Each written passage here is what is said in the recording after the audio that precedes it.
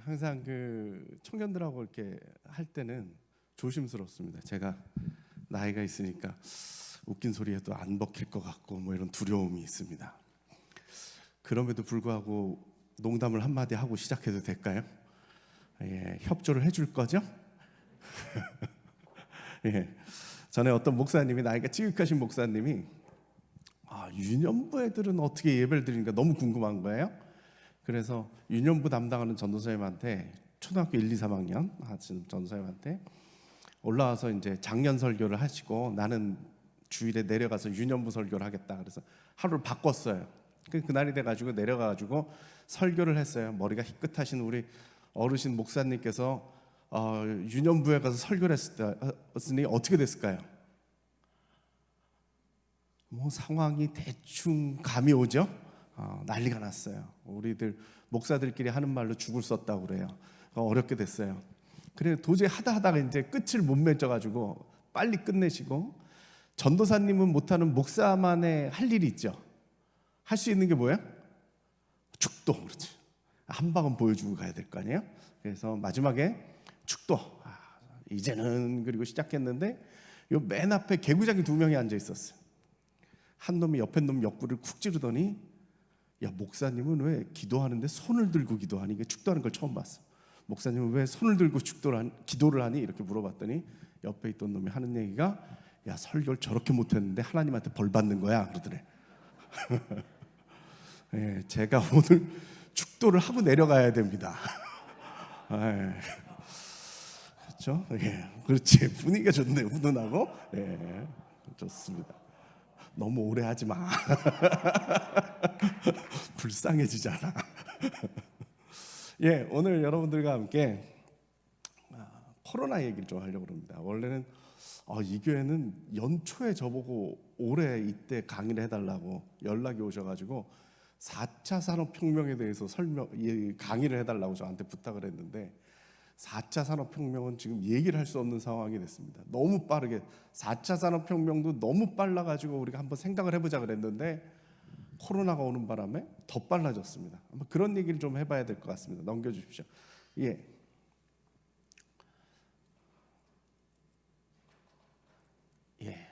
넘기면 되죠? 어느 방향으로 넘겨야 될까요? 이걸까요?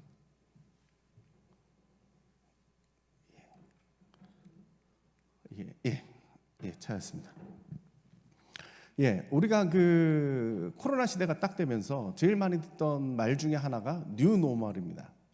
노멀이라는 말이 무슨 뜻이겠어요? 일상적이다, 뭐 일반적이다. 쉽게 얘기해서 어제 살던 대로 오늘 살고, 오늘 살던 대로 내일을 사는 겁니다. 근데 여기에 노멀이 붙었어요. 무슨 뜻이겠어요? 근본적인 변화가 일어날 것이라는 거죠. 아예 근본적인 변화가 일어날 것이다. 가장 평범해야 될 그 부분이 변한다는 얘기는 뭐냐면 모든 것이 변할 것이다, 뭐 이런 뜻이겠죠. 정말 시대가 좀 많이 변했다라는 생각을 좀 갖게 됩니다. 여러분들이 지금 1월 달이 상상이 되십니까? 1월 달에 뭘 했죠? 그때랑 지금을 비교해 보면 얼마나 많이 달라졌습니까? 이렇게 마스크를 쓰고서 우리가 이렇게 만나야 된다라는 건 상상이 안 됐죠. 아까 저도 말씀을 드렸습니다만 1월 달에 저한테 강의 청탁을 할 때만 해도 코로나는 예정이 없던 상황이었습니다. 그런데 갑자기 우리 삶을 바꿔놨죠. 그것도 아예 근본적인 변화를 가져왔습니다. 어떤 분들은 말씀을 하시기를 문명의 전환이라는 말을 씁니다. 왜 그러냐 하면 이 코로나의 근본적인 실체를 생각을 해보면 결국 사람들이 산업화 이후에 급진적으로 이끌어 왔었던 이 성장 위주의, 어떻게 보면은 경쟁에 기본되어진 이 자본주의의 이 시스템이 이 사태를 몰고 왔다라는 것이죠. 이 산업화의 어떻게 보면 바벨탑이 무너진 형태가 아닐까. 그래서 서양 학자들이 하는 얘기가 뭐냐? 동양식 문명이 올 때가 된 것이 아니냐. 동양적인 정적인 문화와 그 다음에 자연과 함께 이렇게 합일이 되는 그런 문화가 이제 우리들에게 도래할 것이 아니냐 이렇게 얘기를 하는데, 동양에 사는 제 입장에서 보면은 우리가 너무 서양을 쫓아가가지고 그게 남았을까? 그들이 상상하는 동양 문화를 지금 추구하는 게 아닐까? 뭐 이런 생각이 드는, 상당히 희한한 시대가 됐어요. 진짜 어떻게 보면 맞는 말일 수도 있겠다는 생각이 드는 것은 무엇이냐? 저는 여태까지 우리나라가 이렇게 좋은 나라인 줄 몰랐어요. 다 함께 헬조선을 외쳤는데 어느 날 갑자기 보니까 우리나라가 세계에서 제일 잘난 나라가 됐어요. 이게 예상하지 못했던 일이죠. 아니, 세상에 미국의 대통령이 우리나라 대통령한테 마스크 좀 빌려달라고 그런 소리를 할 줄 누가 알았겠어요? 보건 최강국이라는 걸 우리가 그때 알았다는 거예요. 저는 주로 그 자살 예방 활동을 많이 하고 있는데, 전에 그 유가족 중에 한 분인데 그분이 하시는 말씀이, 저 캐나다로 이민 가려고 그랬습니다. 너무 이 나라가 싫어가지고 너무 괴롭기 때문에 캐나다로 이민 가려고 그랬는데 가면 큰일 날 것 같아요. 이 나라 살아야겠어요. 이런 때가 올 줄 누가 알았겠습니까? 지금 우리가 많은 그 어려움을 겪고 있는데, 근본적인 그 원인을 찾아보면, 코로나가 왜 왔느냐 이렇게 물어본다면 인수감염이란 말을 쓰잖아요. 인수감염이라는 게 동물로부터 사람한테 바이러스가 옮겼다는 얘기죠. 자, 그 동물은 대체적으로 어떤 동물을 이야기하느냐? 박쥐죠. 모든 학자들이 다들 아마 박쥐한테 왔을 것이다 라고 추측을 하고 있어요. 그래서 박쥐한테 있었던 그 바이러스가 박쥐한테선 별 문제를 안 일으키는데 이것이 인간에게 넘어오는 순간 치명적이 된다는 거죠. 근데 제가 여러분들에게 한번 물어볼게요. 여러분 박쥐 몇 번 봤어요? 본 적이 없는 사람들이 태반이죠. 저도 살면서 박쥐를 한 3번 본 것 같아요. 관광지에 가서. 뭐 이 박쥐들은 동굴이나 아니면 보통 정글 속에 사니까, 그리고 낮에 안 돌아다니고 밤에 돌아다니니까 인간이 볼 일이 없어요. 근데 왜 박쥐한테서 인간이 바이러스를 옮겼어요?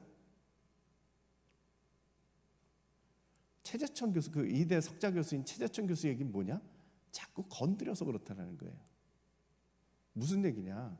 인간이 살고 있는 이 영역이 있고, 그 박쥐가 살고 있는, 동물들이 살고 있는 그 영역이 따로 있는데, 인간들이 욕심을 가지고 그 밀림까지 쳐들어간 거예요. 그리고 자꾸 접촉을 일으킨 거죠. 조금은 상징적인 얘기예요. 정말 그렇지 않습니까? 사람들은 박쥐가 살고 있는 밀림을 왜 들어갔어요? 거기서 농사 지려고. 밀림을 밀어버리고 거기다 농사 지려고. 밀림을 밀어버리고 거기다가 가축을 키워서 더 많은 소고기를 우리가 더 먹기 위해서. 그리고 거기다가 공장을 지어서 우리가 좀 더 값싼 물건을 사갖기 위해서. 결국 무슨 얘기냐? 인간의 욕망이에요. 인간의 욕심이에요. 더 벌어보겠다는 인간의 욕심과, 그리고 그들을 통해서 더 많은 것을 값싸게 얻어보겠다는 우리들의 욕심이 결합된 결과예요. 그래서 생태계가 돌아가야 될 그 영역들을 무너뜨린 거죠. 박쥐가 살 때까지 우리들이 쳐들어간 거죠. 결국 산업화의 결과입니다. 우리들이 쌓아놓은 이 바벨탑이 어느 순간에 무너져가는 거죠. 저는 이런 생각이 들어요. 이 시대에 그럼 우리 크리스찬들이 해야 될 일은 무엇이냐? 저는 회심이라고 생각해요. 이 일을 겪으면서 사람들이 이야기를 하기를 심판이란 말을 꽤 많이 썼습니다. 초창기만 해도. 기독교를 박해하는 어떤 그렇다 하긴 여러 가지 있었습니다. 공개적으로 말하기가 그렇지만 하긴 이러이러한 심판, 하나님이 여기에 심판한다, 벌을 주기 위해서 코로나를 보냈다 그러는데, 저는 그렇게 생각하지는 않아요. 하나님이 그러실 분은 아니에요. 근데 우리가 기억해야 될 것은 무엇이냐? 저는 하나님의 경고라고 생각을 해요. 경고라는 말은 무엇이냐? 돌이키라는 얘기죠. 어디서 돌이켜요? 이 산업화 중심의 이 질서를, 하나님의 창조 질서를 무너뜨려가면서 우리들의 욕심을 더 내세웠고 그것을 채우려고 했었던 이 우리들의 이 삶의 태도와 마음을 바꿔야 된다는 거예요. 그래서 저는 회심이 필요하다 이렇게 생각합니다. 회개가 있고 회심이 있어요. 회개라는 건 뭐냐면 이 회개와 회심이 회자가 똑같은데 한자를 보면 두 개가 달라요. 회개는 돌이킨다, 아니 회개는 그 반성한다 이런 뜻입니다. 그 회개라는 말은 뭐냐면 내가 잘못했어요. 거기에 대해서 내가 반성을 하고 고친다, 개자 고친다 이런 뜻이에요. 삶의 태도를 고치는 거예요. 잘못한 그 행동을 고치는 거예요. 근데 회심은 무슨 뜻이냐? 돌이킨다라는 뜻이죠. 마음을 돌이키는 거예요. 마음을 돌이키는 거예요. 저는 오늘날 우리들에게 필요한 것은 뭐냐? 회개가 아니라 회심이다. 무슨 얘기냐? 여태까지 이렇게까지 만들어 놓은 이 산업화, 더 갖겠다는 우리들의 욕심까지도 내려놔야 된다. 우리들의 삶의 태도뿐만이 아니라 이제는 이렇게 살아가고자 했던 욕심에 근거되어진 이 세계의 질서라든가 삶의 우리들의 모습이라든가 심지어 우리들의 생각까지도 모든 것들을 고쳐야 된다는 거예요. 하나님이 원하시는 부분은 이 부분일 거예요.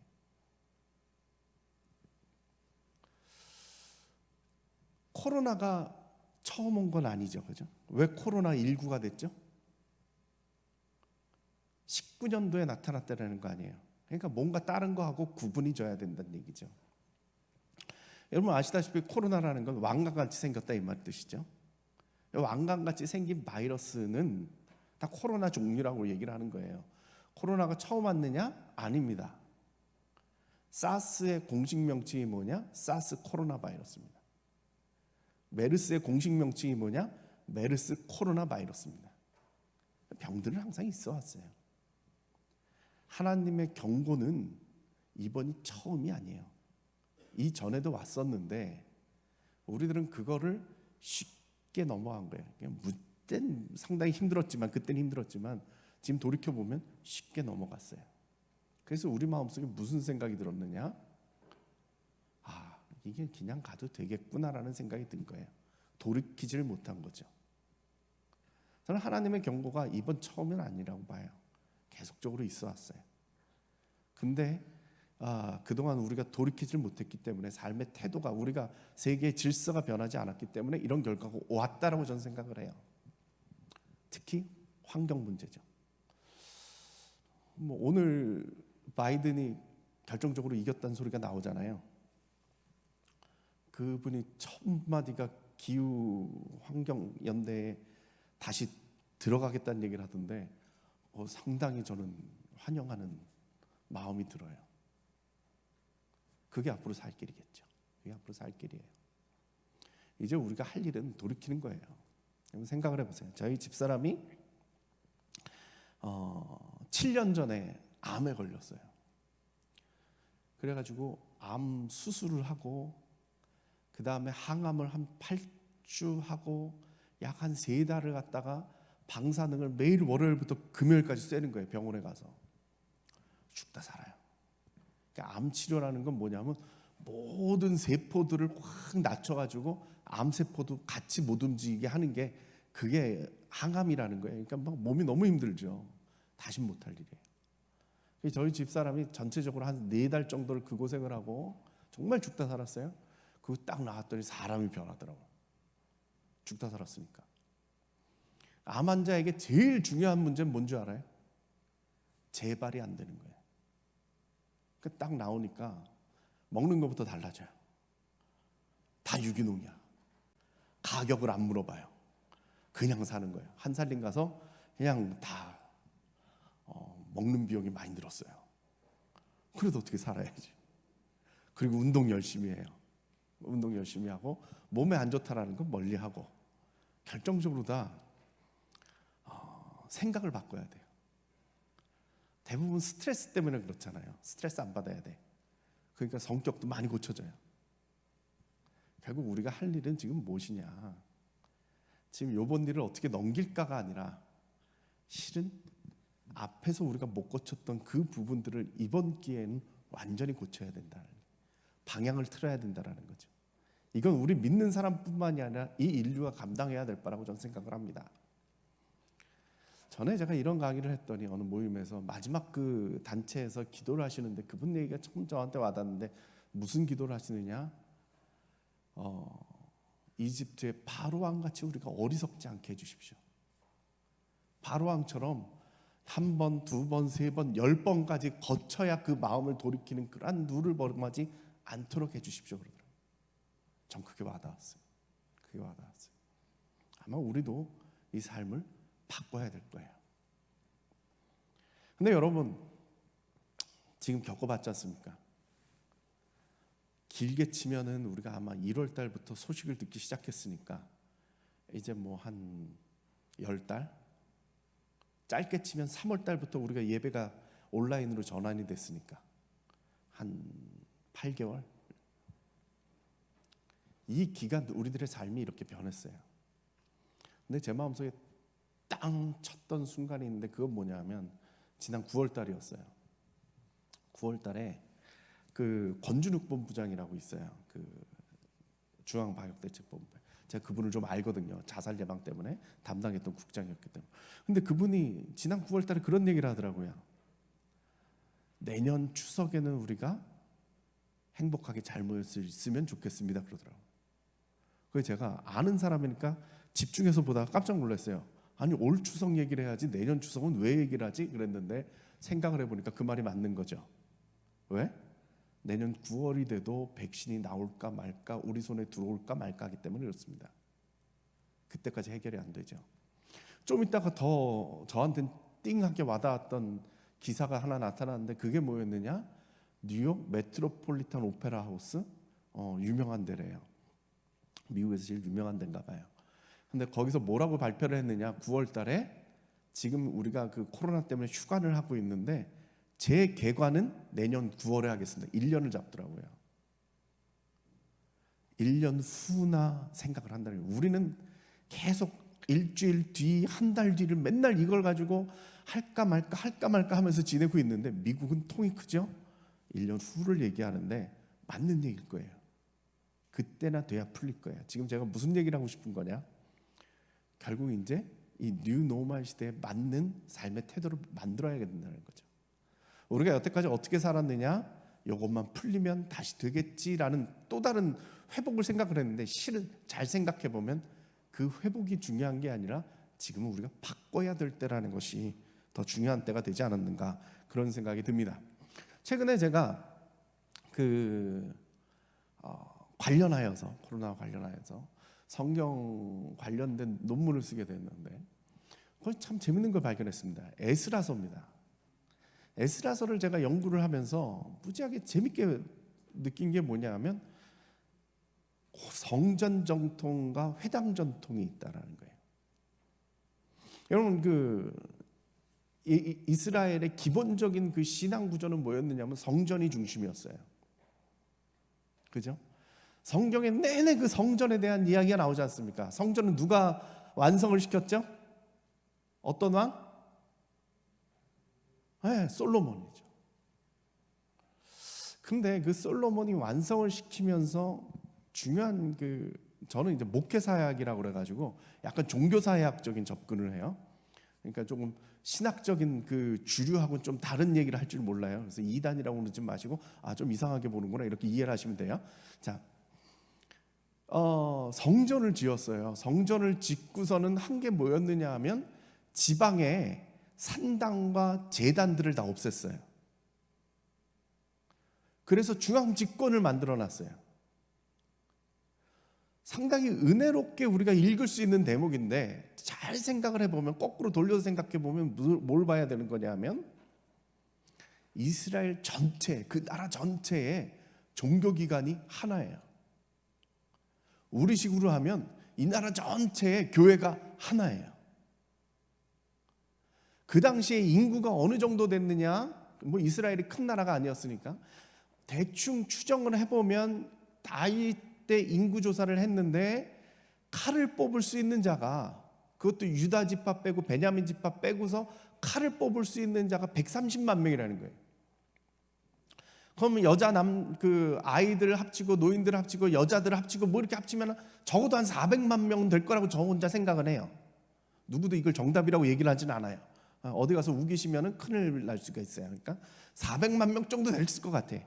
근데 400만 명 정도 되는데 종교기관이 하나예요. 400만 명 정도면 어느 정도 되느냐? 전라남도 북도를 합쳐도 400만 명이 안 돼요. 거기에 교회가 하나야. 충청도 남북도를 다 합쳐도 거기가 400만이 안 돼요. 거기 합쳐서 교회가 하나예요. 그럼 교회 생활이 될까요? 어떻게 되겠어? 제적 400만 명의 교회가 어떻게 그게 신앙생활이 되겠어요? 그러니까 사람들이 전국에서 올라와야 되니까 올라올 필요 없다고. 그래서 성경에 나온 게 그거예요. 절기 3번만 와라. 이게 말이 되겠어요? 난 이 당시에 이스라엘 사람들이 신앙생활을 어떻게 했는지 궁금해. 제대로 안 됐을 것 같아요. 지금 우리가 온라인으로 예배 드리는 것조차도 지금 신앙생활이 흔들린다라고 지금 고민들을 하고 있는데, 교회들마다 그 당시엔 1년에 3번만 오면 되는 거예요. 한 번 아파서 못 올라가면 전국에서 올라와야 되니까 한 번 아파서 못 올라가면 1년 동안 안 갈 수도 있는 상황이 되는 거죠. 그러니까 그 당시는 제가 종교생활을 어떻게 했는지 좀 신기해요. 근데 1년에 3번을 가는데 거기 올라갔어요? 이 사람들은 제사를 지냈을까요? 이런 생각 해봤어요? 이 사람들은 거기 가서 제사를 지냈을까요? 못 지냈어요. 제사는 누가 지내요? 제사장들이 지내는 거예요. 그럼 이분들은 하는 게 뭐예요? 제물만 드리는 거예요. 제물이 어떻게 드려지는지 볼 수 있었을까요? 못 봐요. 이 사람들은 성전을 들어갔을까요? 못 들어가요. 어디 있어야 돼요? 이스라엘 뜰. 마당만 밟고 오는 거예요. 그 얘기가 괜히 나오는 얘기 아니에요. 마당만 밟고 온다는 얘기가 괜히 나온 게 아니에요. 마당만 밟고 와야 돼요. 더 들어갈 수가 없어요. 성전은 제사장들만 있어요. 내 종교가 아니라 제사장들의 종교죠. 그리고 제사 중심이었어요. 그런데 우리로 치면 지금 용어로 하면 뉴 노멀이 생겼는데, 그게 뭐냐? 포로기예요. 이스라엘이 망했어요. 그래서 이스라엘 사람들을 포로로 잡아갔어요. 어느 정도로 잡아갔느냐? 그 이스라엘의 대단한 엘리트들은 전부 다 잡아갔고, 그 다음에 백성들도 대부분 다 잡아갔어요. 그게 되게 웃긴 상황이 됐죠. 식민지로 산 게 아니고 다 잡혀가 버렸어요. 우리식으로 하면 일본이 우리를 강점했는데 우리 보고 일본 가서 살려는 거예요. 뉴 노멀이죠. 이들의 신앙의 기본이었던 성전은 무너졌어요. 끝났어요. 그럼 이스라엘은 어떻게 신앙생활을 해야 돼요? 고민을 하다가 이 사람들이 찾은 게 뭐냐 하면, 제사는 이제 끝났네? 말씀으로 가자는 거죠. 우리가 어떻게 이스라엘일 수 있느냐? 우리가 어떻게 하나님의 백성일 수 있느냐? 그걸 어디서 찾았느냐? 말씀에서 찾았어요. 그래서 이 사람들이 말씀을 정리를 해요. 흩어져 있던 그 말씀의 두루마리들을 정리를 했는지 말씀을 정리를 해요. 완벽하게 말씀을 들고 파요. 그러면서 이분들이 성전이 사라진 대신에 뭘 만들어냈느냐? 회당을 만들어냈어요.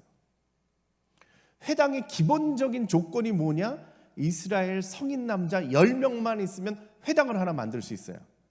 이게 왜 그렇게 되느냐? 안식일에 이 사람들은 걷지를 못해요. 거리 이상을 어느 정도 못 가는데, 어느 정도냐? 1km예요. 1km 이상 어딜 가면 안식일 규정에 걸려요. 그러면 안식일에 모이려면 어떻게 해야 돼요? 1km 반경 안에 회당이 있어야 되는 거예요. 그러니까 회당을 수도 없이 만들어낸 거죠. 10명만 모이면 무조건 회당 만들어라는 거예요. 그러면서 나타난 결과가 뭐냐?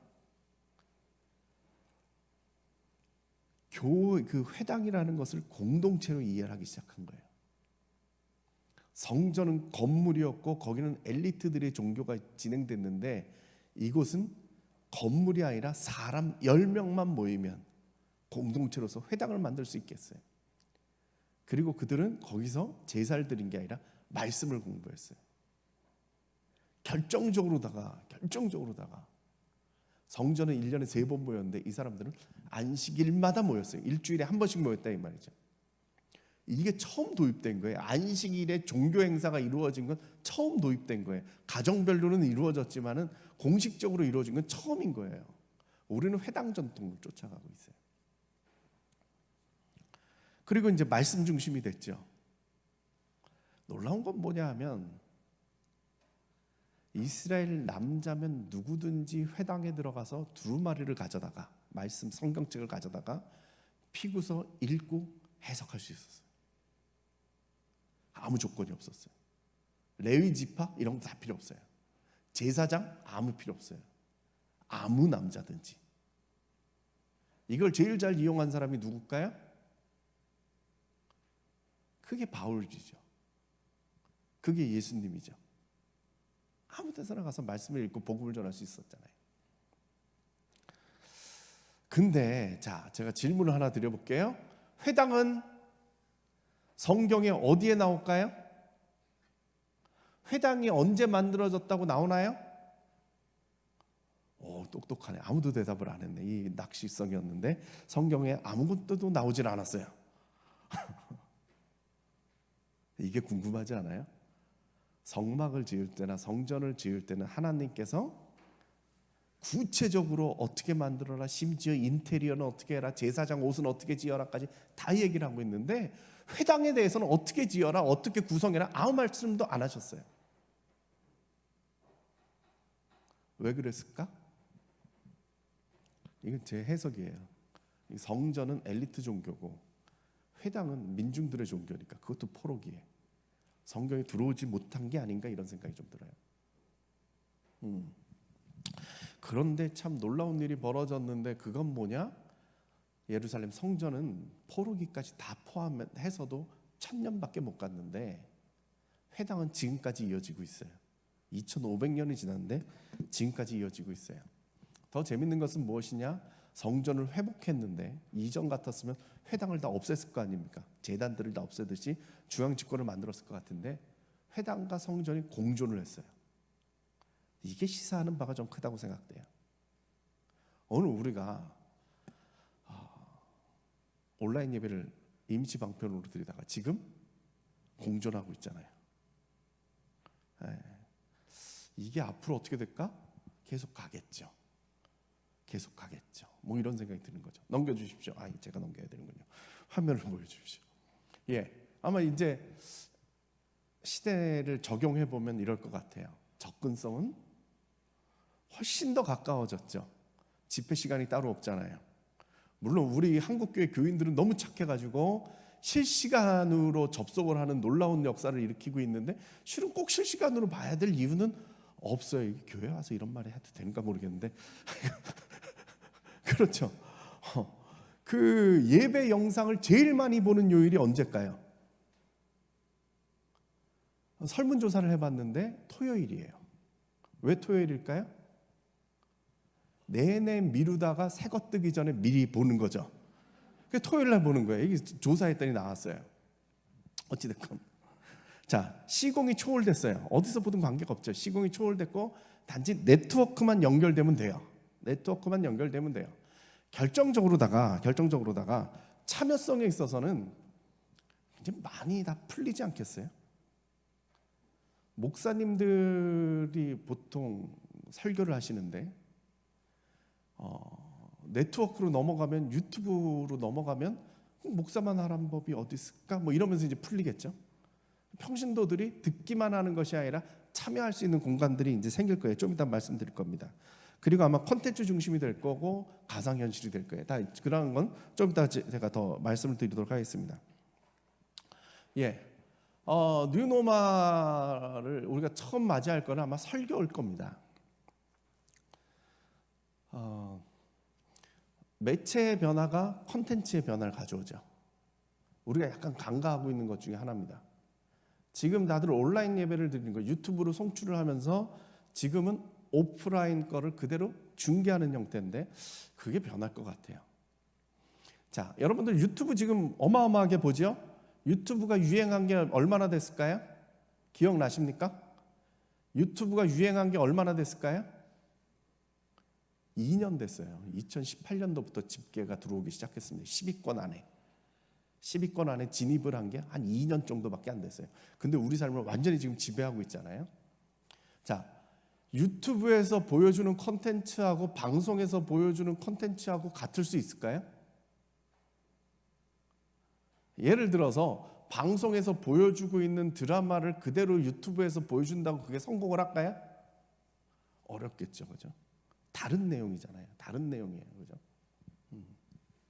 자, 방송은 프로그램 하나가 나오려면은 소위 얘기하는 방송고시를 통과한 PD에 의해서, 그리고 대단한 엘리트층에 속하는 방송국 조직체계 안에서 그 프로그램이 만들어져요. 그리고 연예인 같은 경우도 그 혹독한 과정을 거쳐서 준비된 사람들이 나와요. 그리고 그 방송이 나오더라도 사장님의 그 결제까지 떨어지기까지 그 전체가 또 통과돼서 그 감시 안에서 나와야 되고, 심지어 나왔을지라도 방송심의위원회에 걸리지 않도록 만들어야 돼요. 그러니까 내용이 상당히 순화될 수밖에 없겠죠. 그런데 유튜브는 그런 규제가 있을까요? 없잖아요. 다를 수밖에 없죠. 유튜브를 만드는데 자격시험 보든가요? 없지요. 누구나 자기 컨텐츠가 있으면 내놓을 수가 있다는 거죠. 아마 이 부분이 이제 우리들에게 하나의 도전이 될 거예요. 천천히 제가 또 설명을 드릴 겁니다. 또 하나는 개교의 경계가 무너지겠죠.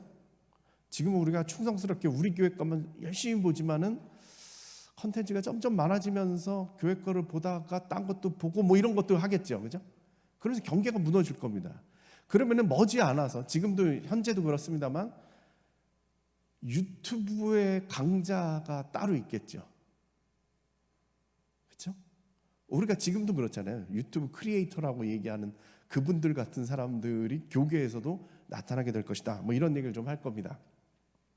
자, 유튜브의 콘텐츠가 많이 변했죠? 예, 제가 제일 좋아하는 거죠. 찌양입니다. 한때 은퇴하시는 바람에 제가 얼마나 실망을 했는지 요즘 돌아오셔가지고 지금 축복하고 있습니다. 제가 욕지도에서 지금 활동 중이시죠? 예.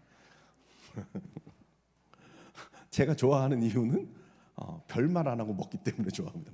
난리치지도 않고 예, 그렇습니다. 이런 제일 유명한 영상이지 않아요? 그 라면 먹는 거 앉아서 18봉지를 먹죠. 예. 저 조그만 아가씨가 어떻게 저렇게 잘 먹는지 모르겠어요. 18봉지를 저렇게 먹어요. 30분 동안. 그러면 뭐 할 말이 없잖아요. 먹어야 돼, 바쁘잖아요. 그냥 별로 얘기를 안 하고 조용히 먹기 때문에 제가 상당히 기뻐하는 제 타입입니다. 요즘 욕지도 가가지고 저렇게 먹고 있다가 할아버지 할머니들이 지금 뒷목을 잡고 있습니다. 지금 얌전하게 생긴 아가씨가 식당 들어와가지고 막 10인분 시키고 막 이러니까 정신들을 못 차리는, 그러고 있어요. 근데 저 콘텐츠를 몇 명이 봤느냐? 750만 명 정도가 봤죠. 750만 명 정도가 봤어요. 저는 그 유튜브 보면서 제일 이해가 안 되는 것 중에 하나가 이겁니다. 영고 TV. 쟤라고 하면 안 되지, 공식적인 속상인데 저번 참 이해가 안 돼요. 그 연대 의대생이죠, 그죠?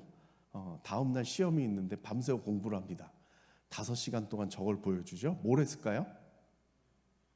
그냥 공부를 했죠. 아무것도 안 하더라고, 그죠? 당연하겠죠. 그런데 저것도 뭐 한 200만 명 정도가 봤더라고요. 도대체 난 이해가 안 되는 거예요. 저걸 왜 보고 있을까? 그래서 우리 아들이 이제 그 대학생인데 아들한테 붙잡고 너는 이해가 되냐 그랬더니 자기는 이해가 된대. 자기도 해봤대.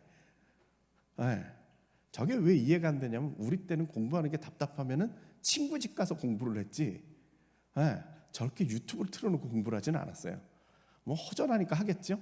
더 이해가 안 되는 채널은 뭐냐 하면 백색소음 알죠?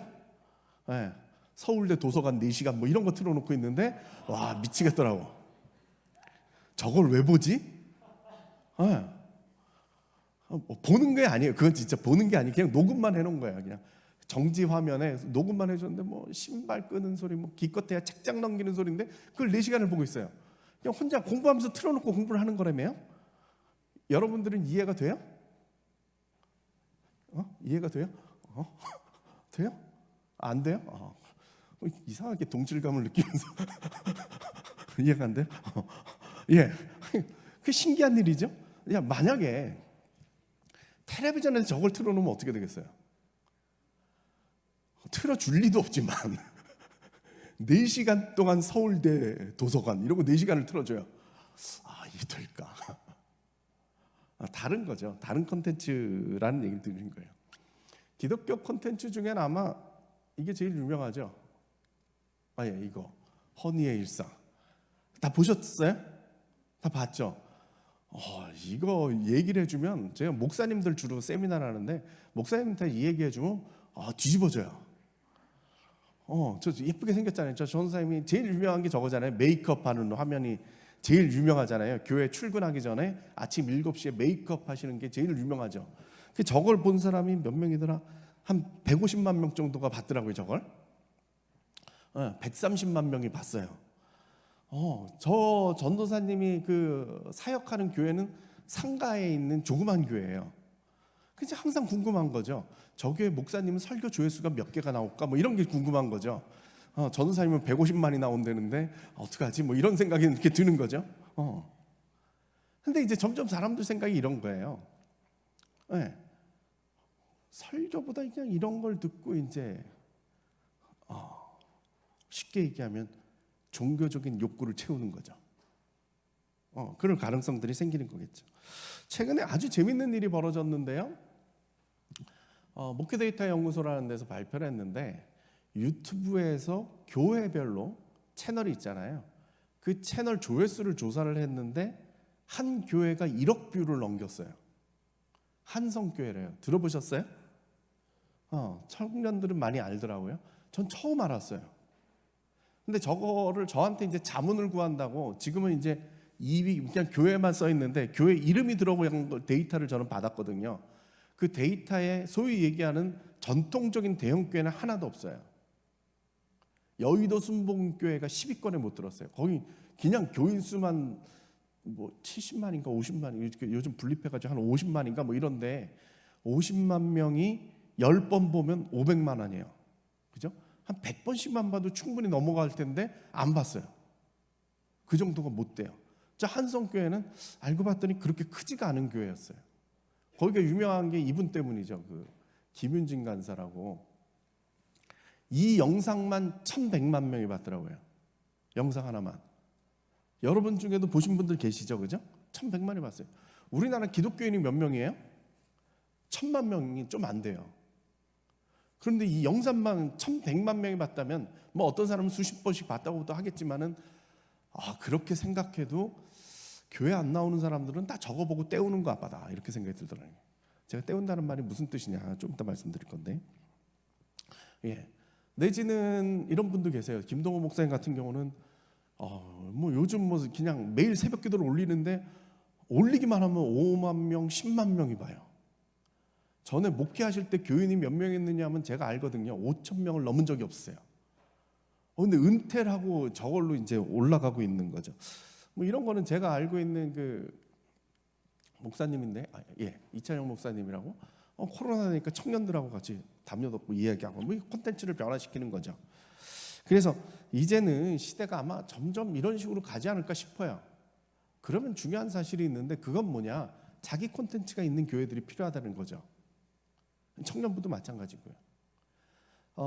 중요한 얘기를 하던데 그게 뭐냐면 대박 시대는 지나갔고 완판 시대가 됐다라는 거죠. 모든 국민이 쓸 수 있는 그런 물건이 아니라 자기만의 고유한 물건들이 있어서 팔리는 완판 시대가 됐다라는 거예요. 이게 제가 설명을 안 해도 아실 것 같아요. 그렇죠? 요즘 프랜차이즈 식당이 없어졌잖아요. 대신 유명한 맛집들이 지금 이제 인터넷 시대니까 굳이 브랜드가 필요 없죠. 진짜 잘한다라고 평가가 된 데를 우리들이 찾아가잖아요. 완판 시대가 됐다는 거예요. 자기 컨텐츠가 있다면 브랜드가 없어도 살 수 있다는 거예요. 과거의 공식하고는 좀 다르죠. 근데 중요한 게 있어요. 그건 뭐냐? 우리들 입장에서는 이제부터 분별의 능력이 필요해요. 예전처럼 교단이나 좀 전에 말씀드린 대로 교단이나 아니면은 어떠한 그 시스템에 의해서 이렇게 그 규제가 됐다고 그럴까? 이게 정리한 내용, 믿을 만한 분들의 얘기를 우리가 들었는데 이제 유튜브에서는 누가 올릴 수 있느냐?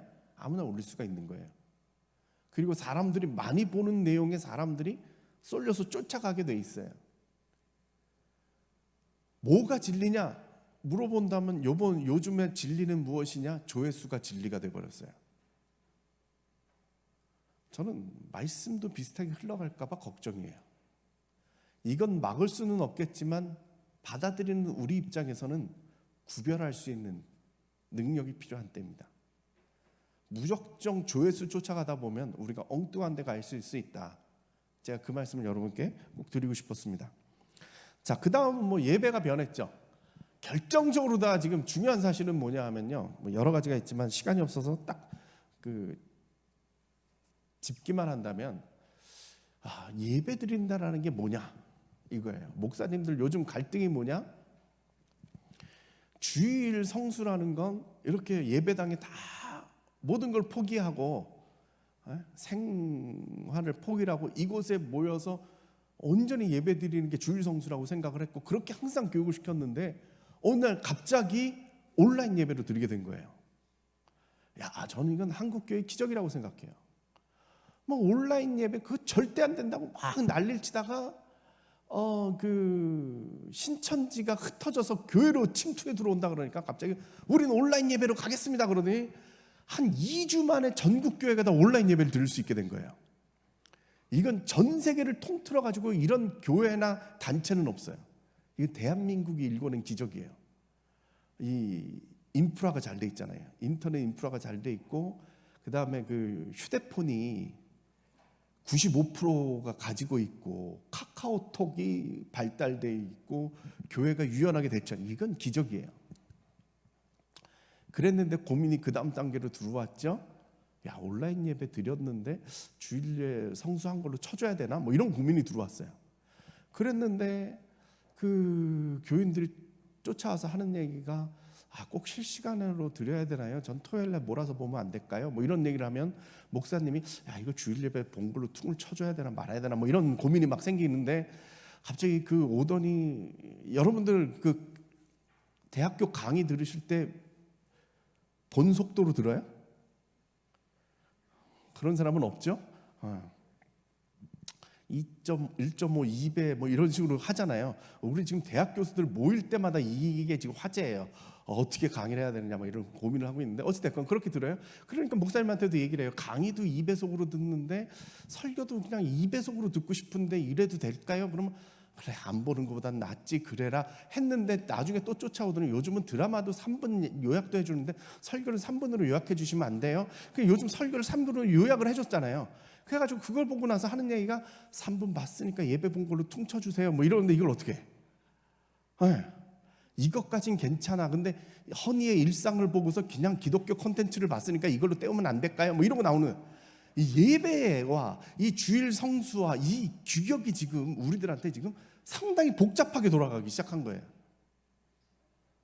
예배에 대해서 우리가 좀 심각하게 생각할 때가 됐어요. 본질이 무엇일까? 예배를 왜 모여야 될까? 뭐 이런 고민들이 필요한 때죠. 그래서 목사님들이 많은 고민을 하고 있어요. 근데 교인들은 참 착해요. 이렇게 열심히 드려요. 그죠? 안 오니까 사진으로 이렇게 해. 어떻게 하겠어요? 자기 자리는 있잖아요. 그래서 자기 자리 하나씩 맡아주고 이런 것도 하고, 이게 잘 안 되네요. 결정적으로 다 이제 교회가 점점 이렇게 되겠죠, 그죠?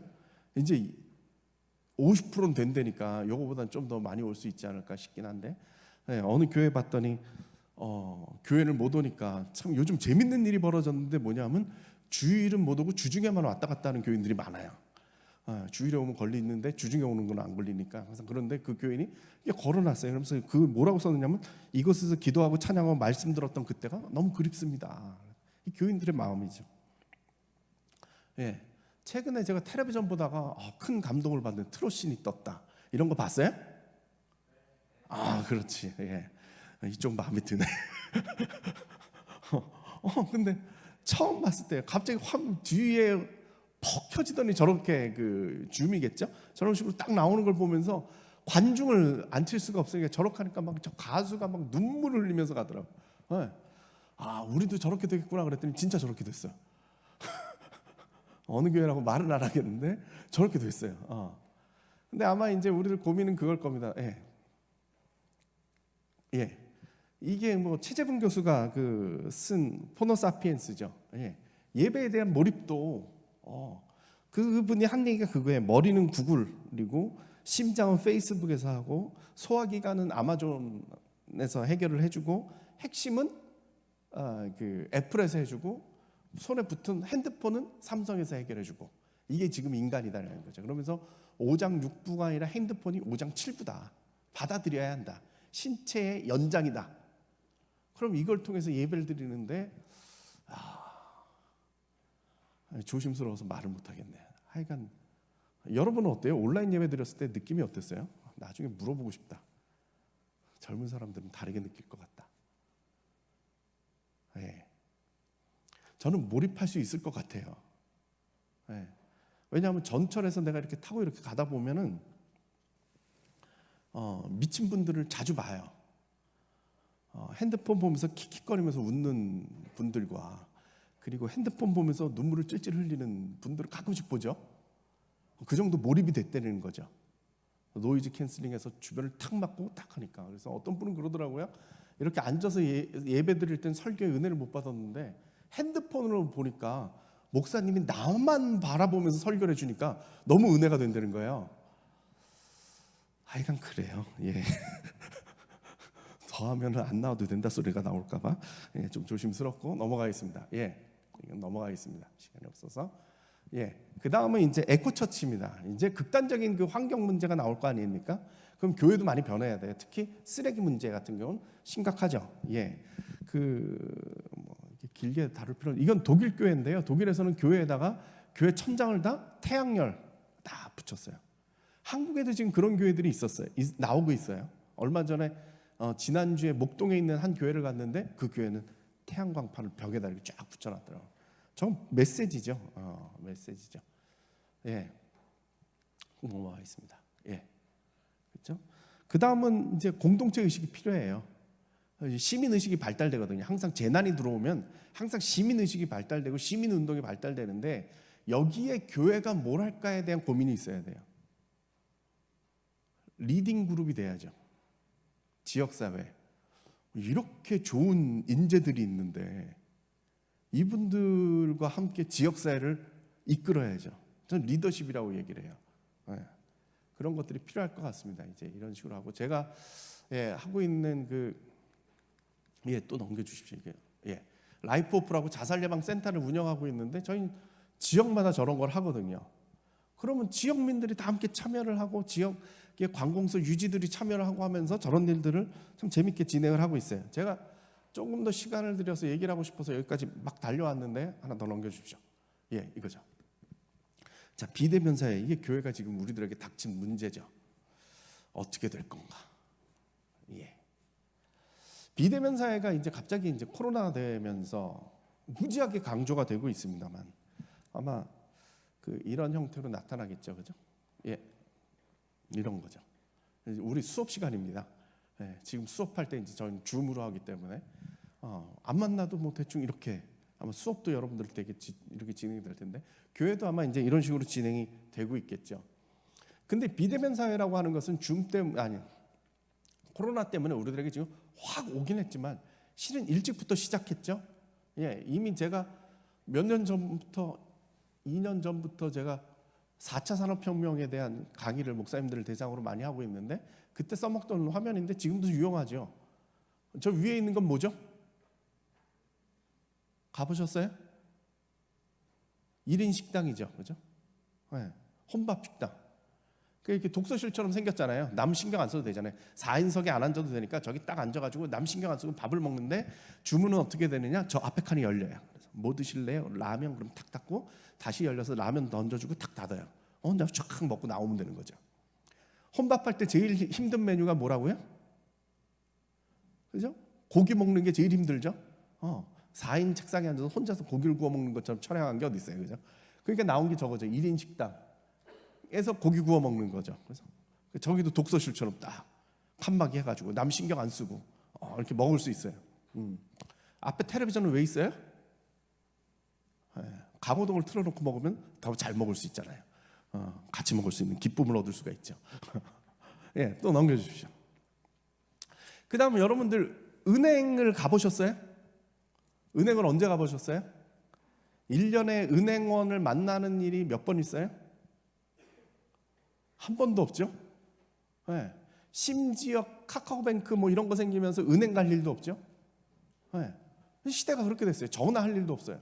비대면 일찍 이건 시작된 거죠. 이거는 벌써 한 10년도 넘은 얘기겠죠? 그죠? 프로슈머 그래가지고 그 프로덕트과 컨슈머가 함께 합쳐진, 이게 되게 웃긴 구조예요, 그죠?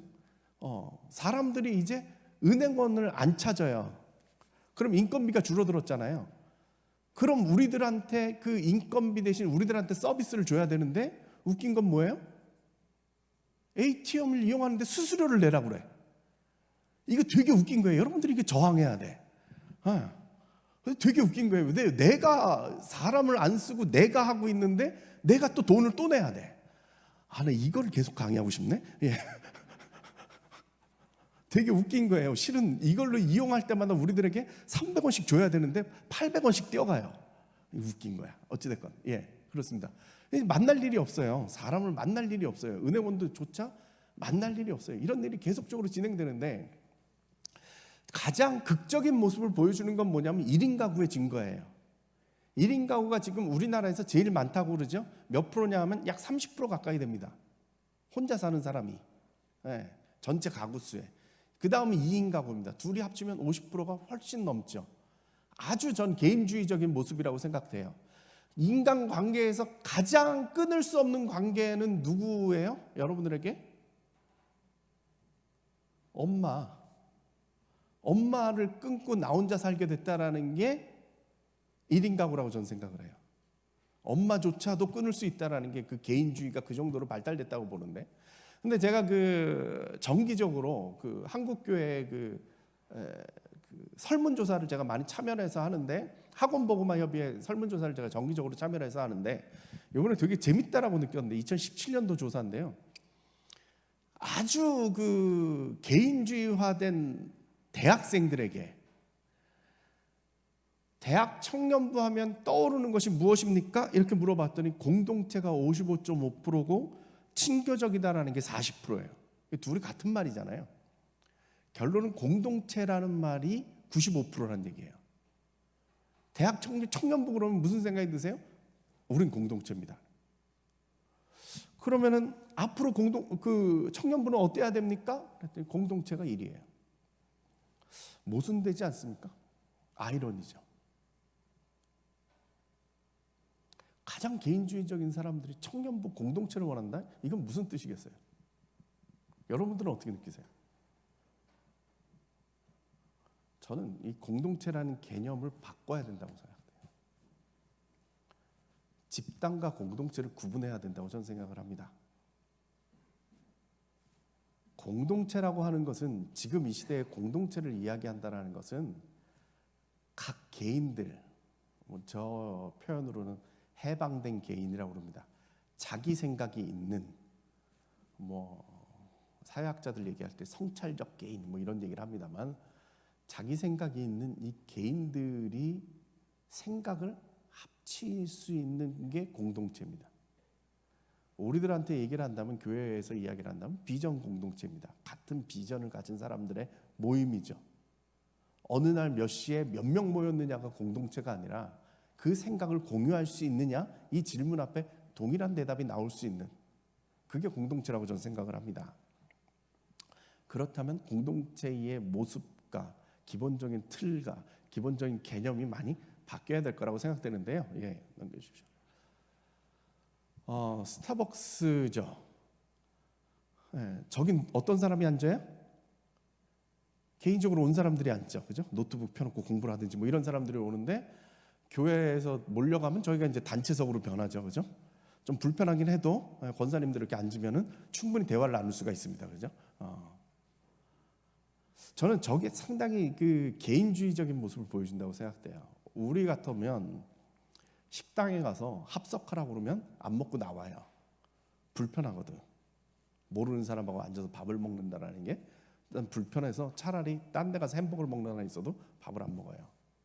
근데 저건 어떻게 가능해요? 완전한 개인주의잖아요. 눈이 마주쳐도 부담감이 없어요. 쳐다보든지 말든지. 저는 항상 저기 가끔씩 앉는데, 일할 때 이럴 때 이제 앉는데, 혼자 가면 앉을 때가 있는데, 그럴 때마다 신기해요. 앞 사람이 나를 멍하니 쳐다봐. 예쁜 아가씨가 나를 멍하니 쳐다봐. 그러면 왜 저럴까? 이렇게 생각하고 있는데 멍 때리고 있는 거죠. 그냥 뭔 생각이 빠져 있는 거 아니겠어요? 그런 것들이 제가 볼 때는 가장 극단적인 개인주의의 모습이라고 좀 보여요. 또 다른 걸 볼까요? 예를 들면은 소셜 다이닝이죠. 아시죠?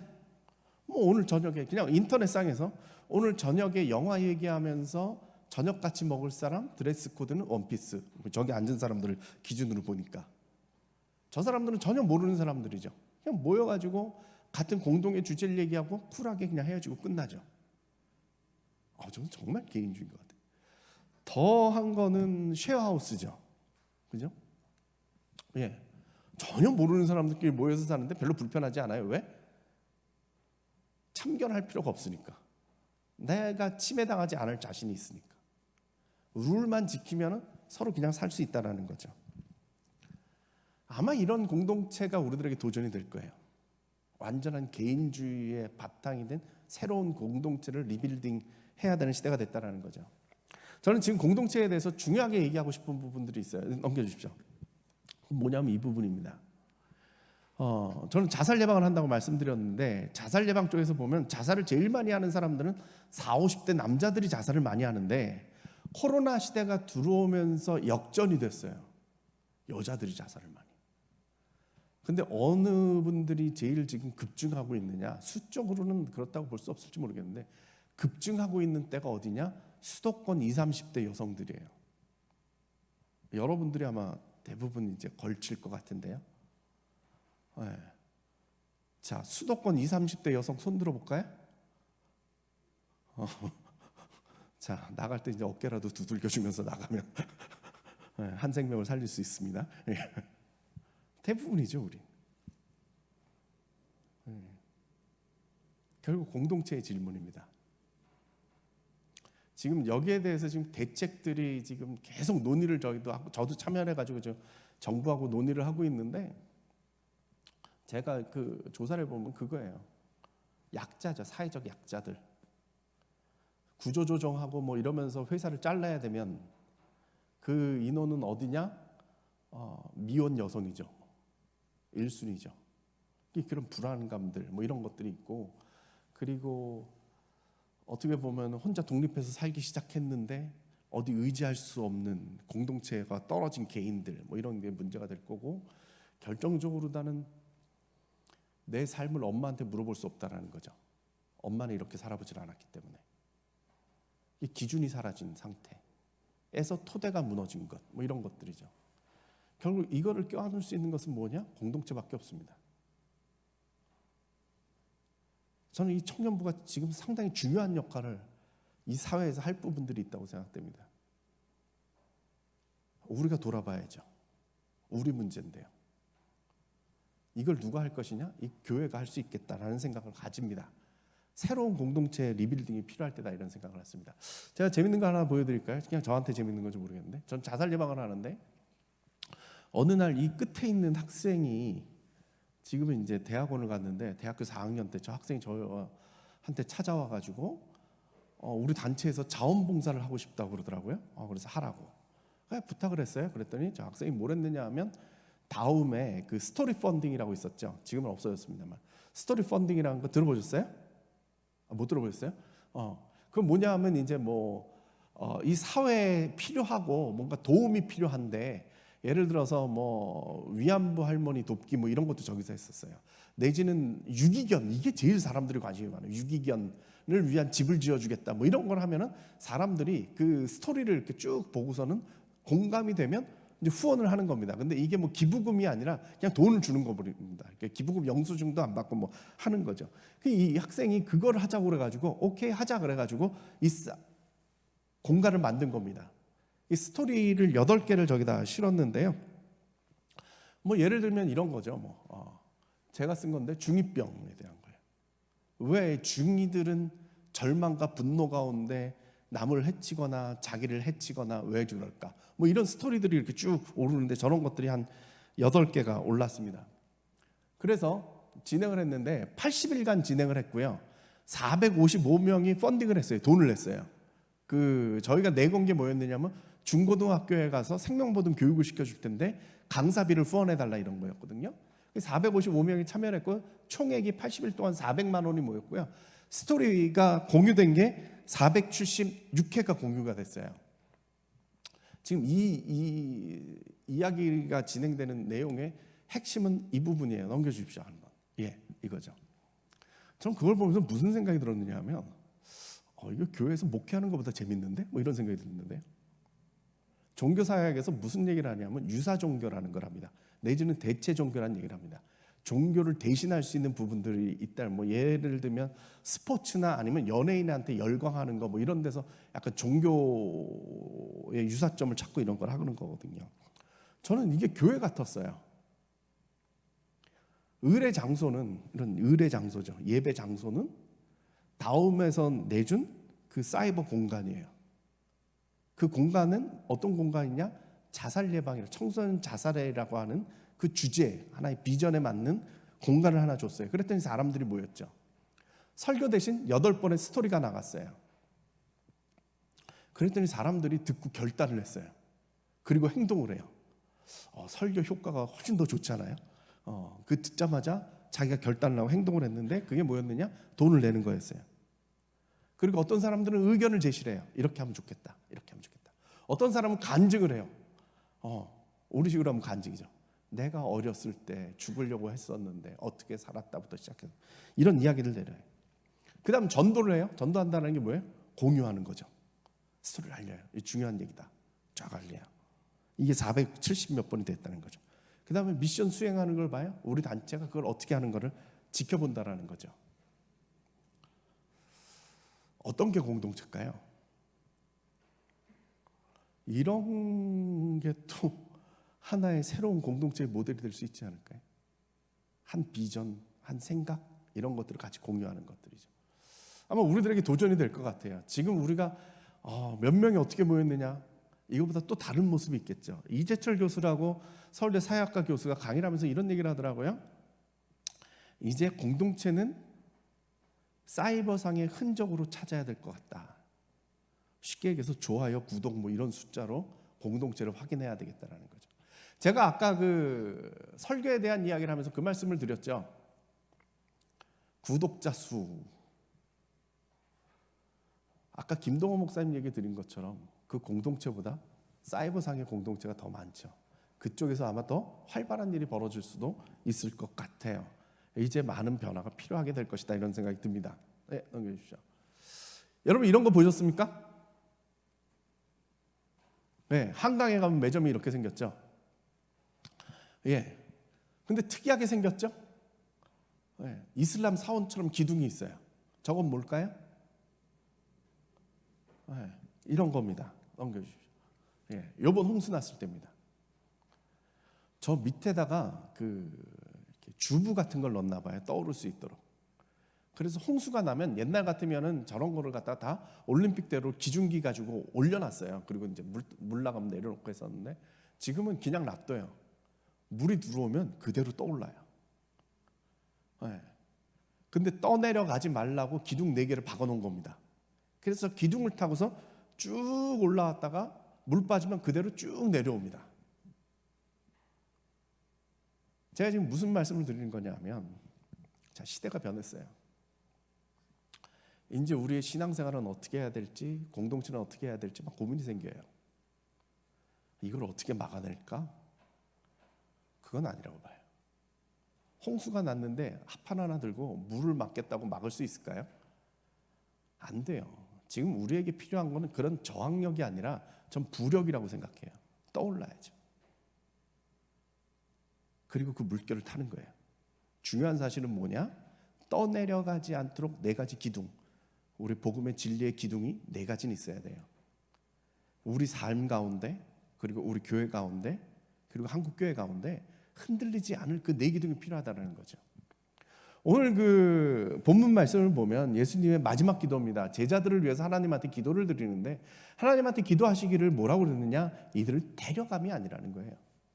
이들이 이곳에서 거룩하게. 물이 들어왔는데 산으로 도망가라고 말씀을 하시는 게 아니라 그 물 가운데서 버티란 얘기를 하시는 거예요. 예수님께서 자신은 천국에 가면서 너희들 같이 가자 하시는 것이 아니라 너희들은 이곳에서 남아서 할 일이 있다는 걸 기억하고 거룩하게 지내라. 하나님 이들을 도와주십시오. 이들이 거룩하게 보낼 수 있도록 도와주십시오. 주님께서 나를 이 땅에 보내신 것처럼 내가 이 땅에 이들을 보내니까 주님 이들이 이곳에서 버티고 거룩하게 살 수 있도록 해주십시오. 세상이 빠르게 변합니다. 우리가 쫓아갈 수 없을 정도로 빠르게 진행되고 정말 돌이켜보면 벌써 이렇게 된다는 소리가 절로 나올 수 있는 상황이 됐습니다. 뉴 노멀이라는 시대가 됐습니다. 그러나 우리가 진리를 붙잡고 있으면 떠내려가지 않고 떠오를 수 있으리라고 저는 생각을 합니다. 제 얘기는 이쯤 하고요. 혹시 질문 있으시면 질문할까요? 10분 정도? 5분, 10분 정도 할 수 있을 것 같아요. 제가 말이 좀 길었네요.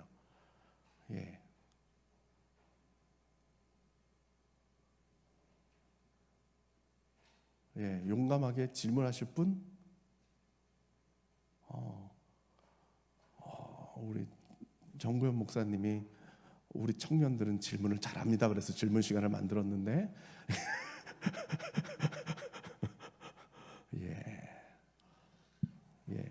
제가 학교에서 강의를 하면서 질문을 하라고 그러면은 학생들이 가방을 쌉니다.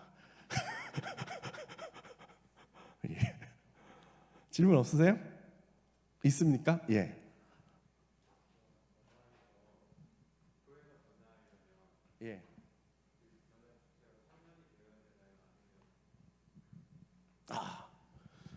좋은 질문을 해주셨습니다. 교회가 변해야 되면 청년이 주체가 될 수 있느냐, 지금 그 말씀이신 거죠.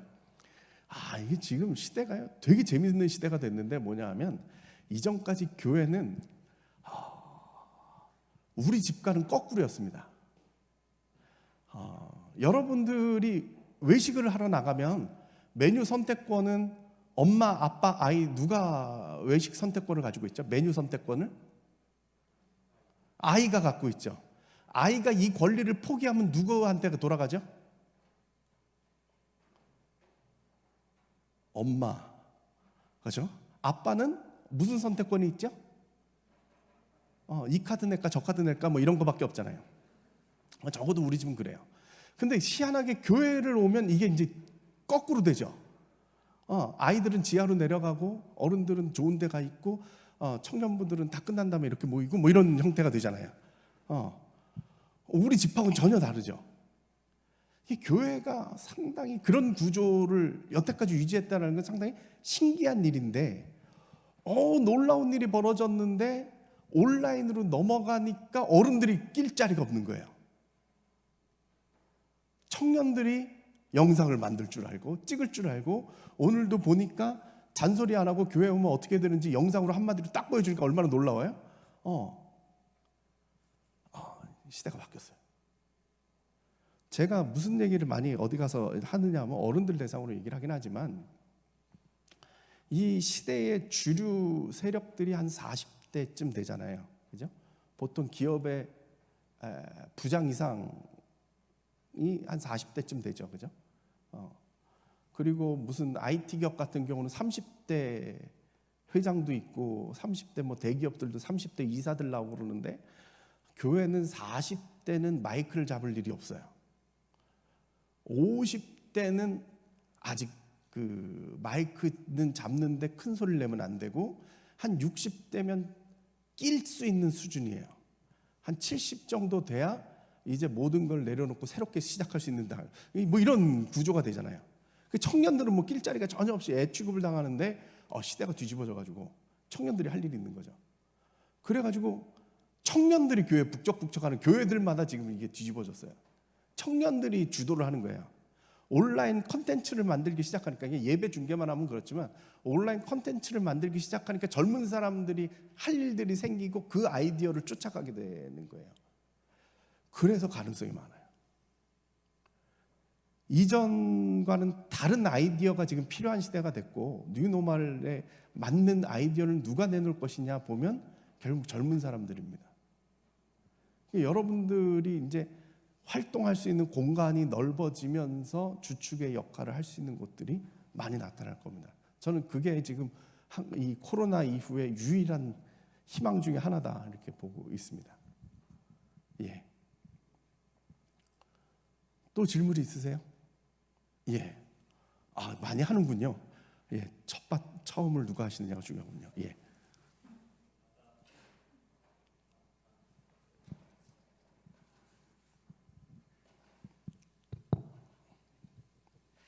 안녕하십니까. 아까 교수님 말씀하셨던 것 중에서 뉴노멀 시대가 되면서 컨텐츠가 다양해지고 그로 인해서 우리 보는 사람의 입장에서는 분별력을 가져야 된다고 말씀을 하셨는데, 지금 현재로서는 대다수의 교인분들이 분별력을 가지지 못했다라고 생각을 하게 됩니다. 교수님 그 말씀하신 것에 대해서. 근데 그러면은 지금 이 상태로는 우리가 분별력을 자연스럽게 가지게 될 수는 없다고 보는데, 그럼 어떤 방법으로 분별력을 가질 수 있는 게 좋은 방법이 될지 좀 말씀해 주시면 감사할 것 같습니다. 예. 지금 중요한 질문을 하셨죠, 그죠? 이렇게 공부하는 자리들이 좀 많았으면 좋겠어요. 좀 지겹잖아요, 그죠? 예배 드리는 게 낫지. 저 같은 사람 나타나가지고 자꾸 1시간을 넘게 이야기를 하고 있어. 얼마나 지겨워요. 그래서 참고 듣는 게 이게 상당히 중요한 거예요. 우리가 똑똑할 것 같죠? 똑똑한 사람들이 더 문제예요. 신천지 보세요. 나이 든 사람이 있지 않고 청년들이 있었어요. 우리 아들놈이 어느 날 막 우는 거야. 얘가 한밤중에 막 펑펑 울어가지고 얘가 무슨 일이 터졌나 막 물어봤더니 내가 어릴 때 상처 때문에 이렇게 됐다고 막 펑펑 울어가지고 이게 무슨 일인가 해가지고 저희 집사람이 가서 얘기 좀 해보라고 해서 얘기를 해봤어요. 슬슬 꼬셔서 물어봤더니 무슨 심리연구소에서 자기 뭐 해줘가지고 선배가 끌고 갔다고 막 얘기를 해주는데, 그래서 제가 물어봤죠. 결정적으로. 그래가지고 그 연구소 가봤니? 그랬더니 그게 아니라 연구소에 문제가 있어가지고 앞에서 카페에서 만났는데 막 그래서 그거 사기야 그랬더니 이러고 듣더라고요. 근데 신천지 터지고 보니까 신천지 수법이 딱 그거더만. 목사 아들도, 그것도 신학교 교수 아들도 그렇게 쉽게 넘어가는 상황을 보면서 저는 너무 놀랐어요. 공식이더만요. 그래서 한마디만 너 그래서 그 연구소 가봤니? 그랬더니 못 가봤다고, 뭐 요렇게 했지 그랬더니 그렇게 했다고. 좀만 알면은 안 넘어갈 수 있는 방법이 있는데, 지금은 실은 그와 유사한 콘텐츠들이 너무 많아요. 여러분들도 보시는지 모르겠는데 교회는 작은데 유튜브에서만 설교하면 막 수십만 명 보는 목사님들 지금도 꽤 있어요. 근데 저희들이 이렇게 보면 이단 경계로 오락가락 하시는 분들이 많이 있어요. 요번에 그런 문제들이 생기는 거죠. 그래서 여러분들이 공부도 열심히 하셔야 되고, 이성적인 판단, 합리적인 판단이 가능할 수 있도록 노력을 하셔야 되고, 결정적으로 이것도 옛날 방식이긴 하지만 목사님하고 소통을 꽤 하시는 게 좋아요. 숨기지 마시고 같이 얘기를 하시는 게 좋아요. 저같이 이제 그 신학을 공부한 사람 입장에서 보면요, 이단이라고 나오는 이 논리들을 이렇게 보면 지난 2000년 동안 안 써먹어 본 게 없어요. 2000년을 써먹었는데 이단 종류들이 나올 때마다 다 옛날 거 비슷비슷해요. 그래서 정확하게 나오니까 그런 것들을 보시면 좋겠고, 특히 콘텐츠 같은 거를 보실 때도 합리적 판단이 상당히 필요합니다. 너무 흥분하지 마시고 합리적 판단을 상당히 잘해 주셨으면 좋겠습니다. 이거를 어떤 정답이 없기 때문에, 이 시대가 너무 그렇기 때문에 뭐라고 딱 꼬집을 수는 없지만 그 훈련이 점점 더 필요한 때라고 제가 말씀드리겠습니다. 예. 제가 빨리빨리 하겠습니다. 예. 네. 설교가 잘 들었습니다. 좀 인사이트 많이 주셨는데 한 가지 여쭤보고 싶은 게 있는데, 저희가 다음 주에 총회가 있어요. 아까 이제 교인의 정의 이제 이런 거에 대해서 말씀하셨을 때 어떻게 참석하고 어떻게 예배 드리는지를 교인으로 우리가 생각을 해야 되는지는 고민이 필요한 시기인데, 저희가 그 회칙상 이제 예배를 얼마 이상 참석했을 때 정회원 이제 이런 규정이 있는데 지금은 그걸 적용할 수가 없는 상황이잖아요. 소리가 떨리는데. 그래서 이제 혹시 이제 그 교수님께서는 그 분야의 전문가시고 그 부분에 많은 인사이트를 가지고 계실 텐데, 저희가 이 상황에서 어떤 식으로 하면 좀 지혜로운 판단을 내릴 수 있고 기념을 세울 수 있을지에 대한 의견을 한번 들어보고 싶었습니다. 예. 그러니까 청년부 총회를 하신다고요? 청년부 총회를 하시는구나. 예. 정말 지금 대처가 없습니다. 총회를 온라인으로 했는데 온라인으로 하다 보니까 논의를 못 해가지고 좀 엉망으로 됐습니다. 어느 교단이 아니라 전 교단 전체가 다 그렇게 됐습니다. 그래서 이 시대는 별 수 없이 총회나 이런 것들은 규정이 없기 때문에 방법이 없습니다. 방법은 지금 하나의 도를 만드시는 것밖에 없습니다. 제가 무슨 말씀을 드리는 거냐면 앞에 전례가 없기 때문에 여러분들이 전례를 만드는 겁니다. 내년 총회가 또 이렇게 안 될까요? 장담을 못 합니다. 내년 지금 보통 일반적으로 말씀하시는 것이 내년 말이 되면 백신이 공급될 것이다 이렇게 얘기를 하는데 그 전에 바이러스가 약해져 가지고 우리 활동에 지장을 안 주는 뭐 이런 방법은 있습니다. 예를 들어서 사스나 메르스 같은 경우는 백신이 없었습니다. 이 바이러스가 똑똑해 가지고요. 계속 이 숙주를 죽이다가 얘가 죽으면 자기도 죽으니까 자기가 약해져요. 그렇기 때문에 그런 수밖에 없습니다. 그러니까 지금 척도를 놓는 겁니다. 무지하게 많은 고민을 하시고 여러분들 후배들이 그리고 다른 교회가 샘플을 삼을 수 있는 본을 보완될 수 있는 방법을 강구해내야지 제가 뭐라고 말씀을 드릴 방법이 없네요. 예, 사례가 없습니다. 예, 교수들은 또 사례가 없으면 얘기를 잘 안 합니다. 이렇게 미래를 점치지는 않거든요. 예, 한계가 있습니다.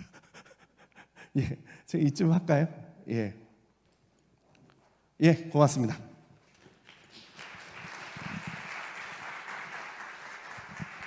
네, 우리 귀한 강의해 주신 우리 강사님께 다시 한 번 더 큰 박수 하겠습니다.